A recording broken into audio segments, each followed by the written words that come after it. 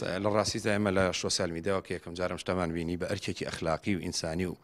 نیشتمانی خۆمان زانی کە ئێمە یارمەتی مام شەریف بێن چونکە لە ڕووی پیشەوە هاوپیشەی ئێمە مام شەریف سفرەی سەفەری ئەفرۆشێ منیش وەکو خاوەن کارگەیەکی سفرەی سەفەری لە کوردستان